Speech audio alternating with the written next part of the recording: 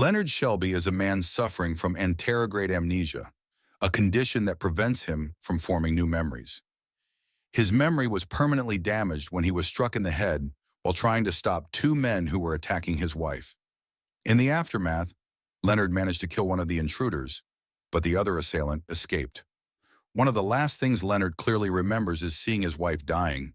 From that moment on, he dedicates his life to tracking down and killing the second attacker, whom he believes to be named John G.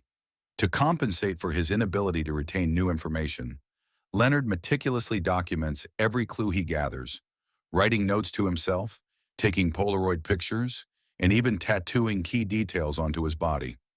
The film unfolds in two interwoven timelines, one in black and white, proceeding in chronological order, and another in color, shown in reverse chronological order. These parallel narratives gradually reveal the truth about Leonard's past and his obsessive quest for vengeance. Leonard wakes up in a room at the Discount Inn, confused and unsure of how he got there. The phone rings and an unknown caller engages him in conversation. Leonard explains his condition, using the case of Sammy Jankis as an illustrative example. Sammy was a man who supposedly suffered from anterograde amnesia, much like Leonard.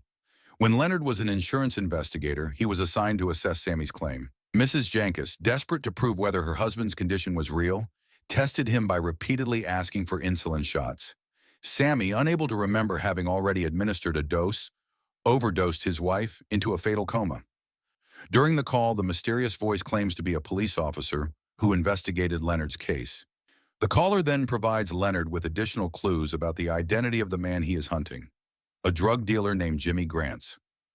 Leonard writes down this information, and the caller sets up a meeting between Leonard and Jimmy at an abandoned building.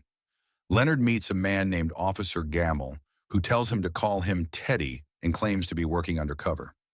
Teddy directs Leonard to the meeting spot where Jimmy Grants is expected to arrive. When Jimmy appears, he recognizes Leonard and immediately grows nervous, realizing Leonard's condition. Leonard, however, does not hesitate. He threatens Jimmy and demands answers about the attack on his wife. Jimmy, confused and frightened, insists that he knows nothing about Leonard's wife or the alleged attack. Instead, he pleads for his life, revealing that he has $200,000 in the trunk of his car for a drug deal. Unmoved, Leonard strangles Jimmy and takes a Polaroid picture of his lifeless body. As the photo develops, the black and white sequence transitions into color. Leonard then begins changing into Jimmy's clothes, assuming his identity without fully understanding why. As he drags Jimmy's body into the basement, he hears Jimmy whisper the name Sammy before dying. The mention of that name unsettles Leonard, making him question whether he has killed the right man. Teddy arrives at the scene and drops a bombshell. Jimmy Grants was not the man who attacked Leonard's wife. Instead, Teddy claims that Leonard's wife actually survived the initial attack. He explains that Sammy Jankis was never married, implying that Leonard has been misremembering his own past. Teddy further claims that Leonard had already tracked down and killed the real John G. over a year ago, but due to his condition, forgot about it and continued his hunt. Teddy confesses that he has been manipulating Leonard for his own gain. Leonard, realizing he is being used, chooses to deceive himself. Before he can forget Teddy's revelations, he deliberately writes misleading notes to set himself on a path to kill Teddy. He marks Teddy's photograph with the warning, "Don't believe his lies."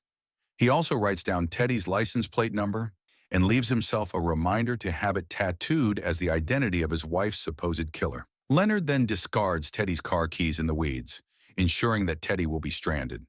Wearing Jimmy's clothes and driving his Jaguar, Leonard finds a note in the pocket addressed to Jimmy from a woman named Natalie. Not realizing he has assumed Jimmy's identity, Leonard believes the note is meant for him and goes to Ferdy's bar to meet her. Natalie, a bartender, recognizes Jimmy's clothes and car, but listens as Leonard explains his condition. To test him, she manipulates him into helping her deal with a man named Dodd, whom she claims is harassing her for money from Jimmy's drug deals. Leonard, believing he is acting on valid clues, sets out to confront Dodd. After dealing with Dodd and securing Natalie's help, Leonard asks her to trace the license plate number he had tattooed onto his leg.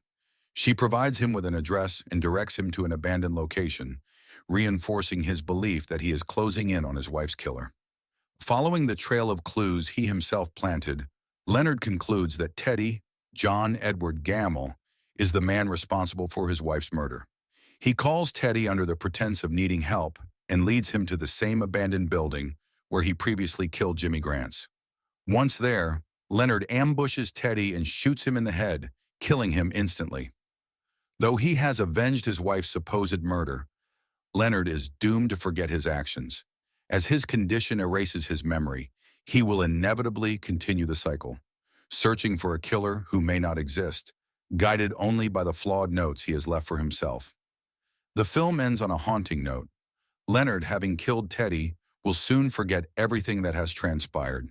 He will once again begin his quest for revenge, believing himself to be hunting the elusive John G., a man he has already found and killed multiple times.